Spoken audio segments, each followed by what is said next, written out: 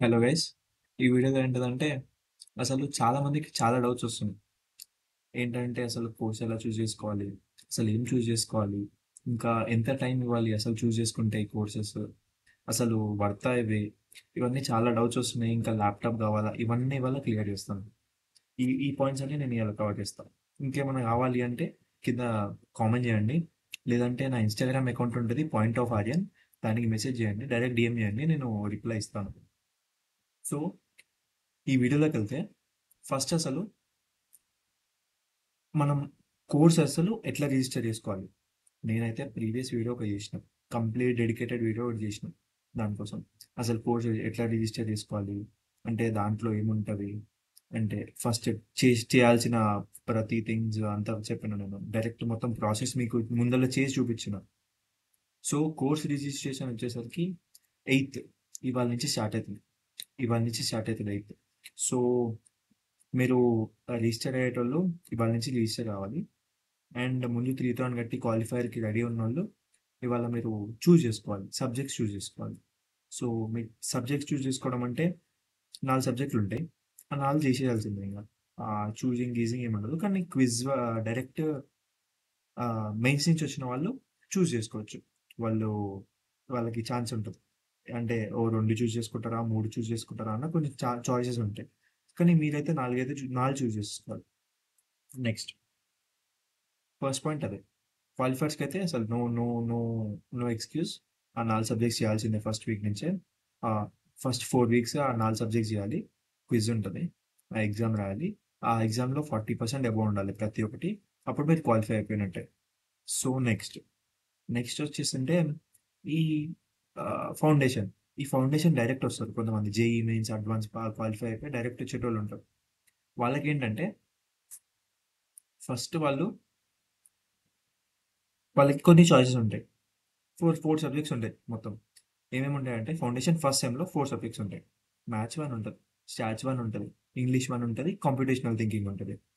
ఈ నాలుగిట్లో ఏం చూజ్ చేసుకోవాలి అని చాలా మందికి డౌట్స్ ఉంటాయి. నేను ఒక్కటే చెప్తా. మ్యాథ్స్, స్టాట్స్ మాత్రం ఒక దగ్గర చూజ్ చేసేసుకోండి. చూజ్ చేసుకోకండి.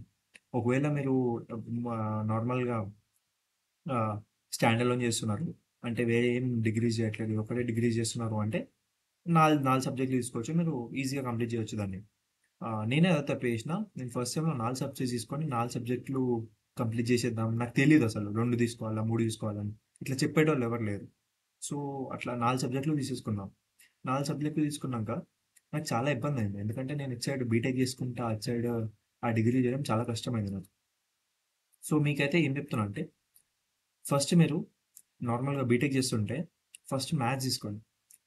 మ్యాథ్స్ తీసుకోండి. నెక్స్ట్ కంప్యూటేషనల్ థింకింగ్ అని ఉంటది. అది తీసుకోండి. ఎందుకంటే మ్యాథ్స్ అంటే మనకంత రేంజ్ మ్యాథ్సే ఉండదు. సో, మ్యాథ్స్ 1 తీసుకోండి. కంప్యూటేషనల్ థింకింగ్ తీసుకోండి. కంప్యూటేషనల్ థింకింగ్ అంటే ఏం లేదు. బేసిక్ ఇంగ్లీష్ వస్తే బేసిక్ ఇంగ్లీష్ ఇంకా మ్యాథ్స్ మీకు అర్థమైతే అంతే. ఇంగేం ఉండదు కంప్యూటేషనల్ థింకింగ్. అది మీరు ప్రోగ్రామింగ్ అంతా ప్రోగ్రామింగ్ అంతా అంటారు. కానీ ఏముండదు. జస్ట్ కంప్యూటేషనల్ థింకింగ్ అనేది ఒక లాంగ్వేజ్ అంతే. అది ఐఐటీ మద్రాస్ వాళ్ళు నార్మల్‌గా ఇన్వాల్వ్ చేషిండ్రు. ఎందుకంటే మీకు నెక్స్ట్ ఫ్యూచర్‌లో ఆ పైథాన్ వీటన్నిటికెళ్తారు కదా! సో, దానికి ఇబ్బంది కావద్దు అని ఇది ఇన్వాల్వ్ చేషిండు. సో, మీరేం చేయాలంటే మ్యాథ్స్ 1 తీసుకొని కంప్యూటేషనల్ థింకింగ్ తీసుకోండి. అదయిపోయినంక లేదు నేను 4 తీసుకుంటా చేయగలుగుతా, బీటెక్‌తోని చేయగలుగుతా అంటే మీరు నేనంతా అనుకుంటే చేసేసుకోండి. నేను తీసుకున్నట్టే తీసుకోండి. కానీ కొంచెం టైమ్ ఇవ్వాలి దానికి. నెక్స్ట్ చెప్తా. ఫస్ట్ అయితే నేను మీకు సజెస్ట్ చేసేదన్నా మ్యాథ్స్ 1 తీసుకోండి. కంప్యూటేషనల్ థింకింగ్ తీసుకోండి. సెకండ్ సెమ్‌లో స్టాట్స్ 1 తీసుకోండి. ఇంగ్లీష్ మిగిలుంటది. ఇంగ్లీష్ తీసుకోండి. ఆరాంసే కంప్లీట్ చేసుకోండి. ఈజీగా అయిపోతది. ఆ తర్వాత సెమ్‌లో ఏం తీసుకుంటారంటే సేమ్ మ్యాథ్స్ 1 తీసుకోండి. మ్యాథ్స్ 2 ఉంటది. మ్యాథ్స్ 2 ఉంటది. స్టాట్స్ 2 ఉంటది. ఇంకా పైథాన్ ఉంటది. ఇంగ్లీష్ 2 ఉంటది. సో, నేనేం చెప్తా అంటే మ్యాథ్స్ 2 తీసుకోండి. ఇక్కడ కూడా పైథాన్ తీసుకోండి. పైథాన్ మీరు చిన్నగా చేసుకోవచ్చు. ఎందుకంటే మ్యాథ్స్ కొంచెమన్నా వస్తది కదా మీకు. సో, మ్యాథ్స్ ముందు నుంచే కొంచెం గ్రిప్ ఉంది కాబట్టికి మ్యాథ్స్ చేస్తారు. దాంతో పాటు పైథాన్ చేయండి. స్టాట్స్ 2 అనేది చాలా హార్డ్ ఉంటది. చాలా అంటే చాలా హార్డ్ ఏం కాదు. మీరు చేయొచ్చు. కానీ కొంచెం టైమ్ ఇవ్వాలి దానికి.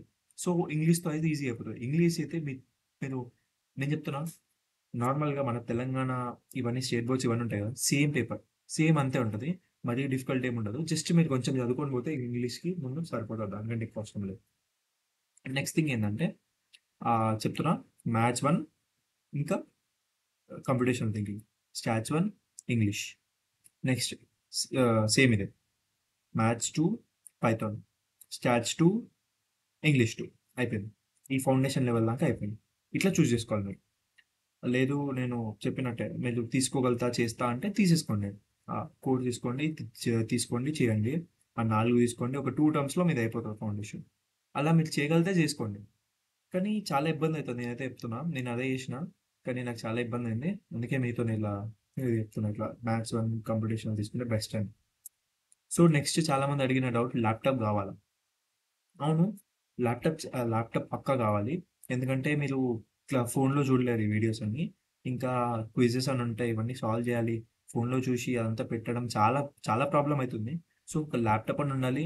లేదంటే మీ ఇంటి దగ్గరలో ఒక నెట్ షాప్ అని ఉండాలి. లేదంటే రోజెళ్లి ఒక గంట కూర్చొని చదువుకోవడం అట్లనే ఉండాలి. ఎందుకంటే ల్యాప్‌టాప్ లేకపోతే మీకైతే ఉండదు. అంటే అంత ఈజీగా ఉండదు మీకిది. చాలా ఇబ్బందయితది. ఫోన్‌లో చూడలేరు. క్విజ్ పెడుతుంటే ఎనకాలకెళ్ళిపోతది. ఫోన్‌లో నేను ట్రై చేసిన ఒక 2 సార్లు. ఎట్లుంటది? నడుస్తదా? మంచిగుంటదా అని. కానీ లేదు మంచిగుండదు. చాలా ఇబ్బందయితది. సో, ల్యాప్‌టాప్ కంపల్సరీ అని నేను చెప్తా. నేనైతే చెప్తా ల్యాప్‌టాప్ అయితే కంపల్సరీ. ఫస్ట్ సెమ్‌లో లేదు నేను చేసుకోగలుగుతా అంటే చేసుకోండి. కష్టపడతా అంటే ఇబ్బందయినా చేసుకోండి. కానీ సెకండ్ సెమ్ నుంచయితే పక్కా. ఎందుకంటే మీకు పైథాన్ అనేది ఉంటుంది. పైథాన్. ఆ పైథాన్ చాలా ఇబ్బంది పడతారు. ఎందుకంటే మీకు కోడింగ్ చేయాలి. సో, మీకు ప్రాక్టీస్ ఉండాలి. ఇంకా ఎగ్జామ్స్ ఉంటాయి ఓపీటీ అని. అవి రాయాలి. సో, మీకు పక్కా ల్యాప్‌టాప్ అయితే పక్కాగా కంపల్సరీ కావాలి. నెక్స్ట్ వచ్చేసి మీరు ఎంత టైం ఇవ్వాలి?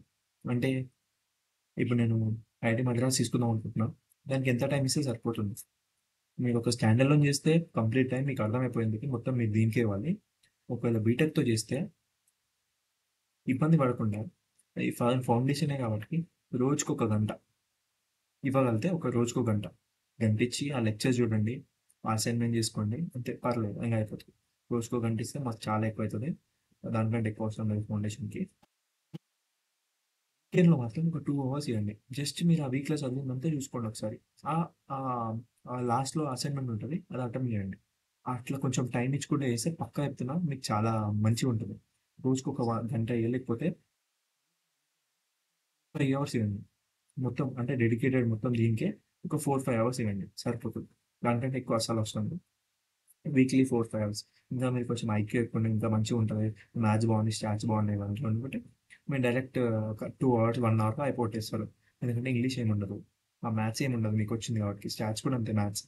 సో, ఆ కంప్యూటేషనల్ థింకింగ్ అనేది ఇంగ్లీషే నార్మల్‌గా. మీరు కొంచెం అర్థం చేసుకుంటే అయిపోతది. ఒకటే చెప్తున్నా. కంప్యూటేషనల్ థింకింగ్‌ని మీరు మరీ తోపు సబ్జెక్ట్ అని చూస్తే మీకు హార్డే ఉంటది. కానీ ఈజీగా మీరు అర్థం చేసుకోగలిగితే అది చాలా ఈజీ. అసలు దాంట్లో ఏముండదు. ఇంగ్లీష్ నార్మల్ స్టెప్స్ ఉంటాయి. అంటే ఆ స్టెప్స్‌ని మీరు అర్థం చేసుకోవాలి. ఇంగ్లీష్ వస్తే మంచిగా చదివితే అయిపోతది అంతే. అంతకంటే ఎక్కువ ఏముండదు దాంట్లో. దాని తర్వాత టైం అనేది చెప్పిన నేను. మ్యాథ్స్ ఒక గంట ఇవ్వండి రోజు. మాక్సిమం అంతే. ఎక్కువ ఇయకండి. గంట కంటే ఎక్కువ ఇయకండి. మీ బీటెక్ లైఫ్ కూడా చూసుకోండి. బీటెక్‌తో ఫ్రెండ్స్‌తో ఎంజాయ్ చేయండి. పార్టీస్‌కెళ్ళండి. అంతా చేయండి. జస్ట్ ఒక 1 గంట ఇయ్యండి. గంటిచ్చి లేదు, లేదు ఇవ్వలేను నేను. నాకు టైం అంతా కుదరదు అంటే వీకెండ్స్‌లో ఒక 2-3 అవర్స్ ఇయ్యండి. ఒకవేళ మంచిగా ఒక మ్యాథ్స్ కొంచెం మంచిగా ఉండుంటే బ్యాక్ అంటే సైన్స్ బ్యాక్‌గ్రౌండ్ నుంచి ఉండుంటే మ్యాథ్స్ ఒక 2, 3 అవర్స్ ఇవ్వండి. లేదు నాకు సైన్స్ బ్యాక్‌గ్రౌండ్ కాదు. నా అంత మ్యాథ్స్ మంచిగా ఉండదు అంటే 4, 5 అవర్స్ మీకు పడతది. పక్కా పడుతుంది. ఎందుకంటే అసైన్‌మెంట్ చేయాలి అంటే. అసైన్‌మెంట్స్ అనేవి చాలామంది యూట్యూబ్‌లో ఉంటాయి. డైరెక్ట్ పెట్టేద్దాం గ్రేడెడ్ అసైన్‌మెంట్ అంటారు. కానీ నేనైతే సజెస్ట్ చేస్తున్నా. మీరు అవి చేస్తే మాత్రం లాస్ట్‌లో బొక్క పడిపోతుంది మీకంట. చెప్తున్నా. మీరు ప్రతి ఒక్కటి సాల్వ్ చేయండి అక్కడ. ఎందుకంటే పైసలు పెట్టి చేస్తున్నారు కాబట్టి మీరు ప్రతి ఒక్కటి సాల్వ్ చేయండి. సాల్వ్ చేయండి. లేదు కావట్లేదు అంటే మీకు గ్రేడెడ్ అసైన్‌మెంట్స్ కూడా మార్క్స్ ఉంటాయి కాబట్టి సరే చూడండి. యూట్యూబ్‌లో చూడండి. జస్ట్ చూసి నేర్చుకోండి. డైరెక్ట్ ఆన్సర్స్ పెట్టేయకండి. చూసి చూసి నేర్చుకోండి. ఆ చాట్‌జీపీటీ ఉంటది. ఆన్సర్స్ ఇచ్చేసి మొత్తం ఆన్సర్స్ ఇచ్చేస్తది. అట్లా చేయకండి. చూసి నేర్చుకోండి అంతే. కానీ మొత్తం అదే యూజ్ చేయకండి. నెక్స్ట్ దాని తర్వాత ఫస్ట్ ఫౌండేషన్‌కైతే 1, 2 అవర్స్ అయితే సరిపోతుంది. కానీ డిప్లొమాకొచ్చినంక చాలా కష్టమవుతుంది. ఎందుకంటే డిప్లొమా అనేది మెయిన్ ఇంగ. డిప్లొమాలో మెషిన్ లెర్నింగ్ ఇవన్నీ స్టార్ట్ అయితాయి. ఫౌండేషన్ ఇంకా డేటా స్ట్రక్చర్స్ అండ్ అల్గోరిథమ్స్ ఇంకా పైథాన్ ఇవన్నీ రిలేట్ చేసుకొని జావా ప్రోగ్రామింగ్‌లో జావా లాంగ్వేజ్ స్టార్ట్ అయితది ఇంకా. ఇంకా చాలా హార్డ్ ఉంటది. సో, మీరు ఫౌండేషన్‌లోనే మీ సీజీపీఏ కరెక్ట్ ఉండేటట్టు చూసుకోండి.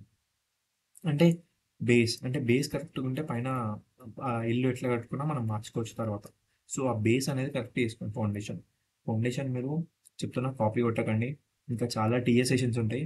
టీఏ అంటే ప్రతి వీక్ ఒకటి అయితూ ఉంటది. అవి చూడండి. జాయిన్ కండి గూగుల్ క్లాస్ రూమ్స్‌లో. ఇంకా ఇనండి. లేదంటే అవి యూట్యూబ్‌లో ఉంటే అప్పుడన్నా చూడండి. టైమ్ వేస్ట్ అయితే చేసుకోకండి దాంట్లో. ఆ టీఎస్‌ని చూసుకొని ఓపెన్ చేసుకొని ఇంగా టైమ్ చేసుకుండా టీఏ గంట ఉంటే గంటే చూడండి. దాని కంటే ఎక్కువ చూడకండి. టైమ్ వేస్ట్ అది. టీఏ అంటే ఆహ్, మీకు ఆ వీక్ జరిగింది మొత్తం ఆ డౌట్స్ ఎక్స్‌ప్లెయిన్ చేస్తారు టీఏలో. ఇంకా ఇంకోటి లాస్ట్‌లో క్విజెస్ అన్నీ ఉంటాయి. ఇంకా మీకు ఇంకా స్టార్ట్ అయ్యి ఉండదు. కానీ స్టార్ట్ అయినంక ఆ వీడియోస్ కింద ఒక ట్యుటోరియల్ అని ఉంటది. ఆ ట్యుటోరియల్ పక్కా చూడండి. ట్యుటోరియల్ అంటే summarisation of all the topics you have learned. అంటే పైన ఏం చదువుకున్నారో మొత్తం కింద సమ్మరీ లెక్క ట్యుటోరియల్‌లో చెప్తారు. కొన్ని ఎగ్జాంపుల్స్‌తో పాటు. సో, అది కూడా తక్కువ చేయండి. అంటే తప్పక చేయండి. ఇంకా ఇంకంతే. ఈ ఆహ్, ఈరోజైతే ఇదే మాట్లాడదాం అనుకున్నాం. ఇంకేమైనా డౌట్స్ ఉంటే కింద అడగండి. పక్కా చెప్తాను నేను. ఇంకా జాబ్ చేసేవాళ్ళు ఎట్లా చేయాలి అంటే సేమ్ అంతే అండి. మీకు వీకెండ్‌లో టైం దొరుకుతుంది. వీకెండ్‌లో ఒక 2, 3 అవర్స్ ఇవ్వండి. మీకు మ్యాథ్స్ ఇంగ సరిపోతుంది. చిన్నయి చూసుకుంటా కొంచెం కొంచెం టైం రోజుకు దొరికినప్పుడల్లా కొంచెం కొంచెం టైం ఇస్తే సరిపోతుంది అంతే. ఇంకా ఇది మీ లైఫ్‌ని ఎఫెక్ట్ చేస్తదా అంటే ఇప్పుడైతే ఫౌండేషన్ అయితే ఎఫెక్ట్ ఏమి చేయదు. కానీ డిప్లొమా కొంచెం ఎఫెక్ట్ చేస్తుంది. స్టాండ్ అలోన్ వాళ్ళకి ఏం ప్రాబ్లమ్ లేదు. కానీ బీటెక్ ఇవి చేసే వాళ్ళకి కొంచెం ఎఫెక్ట్ అయితుంది. ఎందుకంటే కొంచెం హార్డ్ ఉంటది డిప్లొమా. సో, మీరు టైం ఇవ్వాల్సొస్తుంది. పక్కా ఒక వీక్లీ ఒక 7-8 అవర్స్ ఇయ్యాల్సొస్తది. సో, కొంచెం మీకు కష్టమైతదప్పుడు. సో, నేనైతే ఇదే చెప్తున్నా. మీకు ఒకవేళ స్టార్ట్ చేద్దాం, నేనుంటా, పక్కా చేయగలుగుతా అంటేనే స్టార్ట్ చేయండి. ఎందుకంటే మధ్యలో స్టార్ట్ చేసి ఎండ్ చేస్తే మీ ఇంటర్వ్యూలో అడుగుతారు. ఫౌండేషన్ చేసినావు అసలు నువ్వు ఎందుకు ఆపేసినావు అని. మీరు రీజన్ వెతుక్కోవాల్సొస్తది. మళ్ళా రీజన్ వెతుక్కొని అంతా ఎక్స్‌ప్లెయిన్ చేయాల్సొస్తది. లేదు నాకు ఈ రీజన్ వచ్చింది. ఇది ఇట్లా అయింది. ఈ ప్రాబ్లమ్ అయింది. ఆ ప్రాబ్లమ్ అయింది. ఒకవేళ స్టార్ట్ చేస్తే కరెక్ట్‌గా స్టార్ట్ చేసి అయిపోగొట్టేసేయండి. లేదు నేను నా వల్ల కాదు, ఇంత కన్సిస్టెంట్‌గా ఉండలేను, ఫౌండేషన్ చేసి ఆపేస్తా అంటే మీ ఇంటర్వ్యూలో ప్రాబ్లమ్ అయితది. నువ్వు కన్సిస్టెంట్‌గా ఉండలేకపోతున్నావు, అదే చేయలేకపోయినా మళ్ళా నేను జాబ్ ఎందుకు ఇవ్వాలి అని అడుగుతారు. అప్పుడు మీరేం ఆన్సర్ ఇస్తారు? ఏదో ఒకటి వెతుక్కొని క్రియేట్ చేసి అంతా కాదు. స్టార్ట్ చేద్దాం అనుకుంటే క్లియర్ కట్‌గా ఒక రోడ్ మ్యాప్ ఏసుకోండి. ఏం చదవాలో మీరే ఏసుకోండి. ఏం చూసేసుకోవాలో మీరే చూసి చేసేసుకోండి.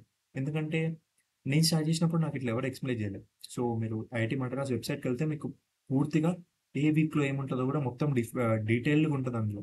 మీరెళ్లి చూస్తే మొత్తం అర్థమైతది. కానీ అయినా మీకేమైనా డౌట్స్ ఉంటే నన్నడగండి.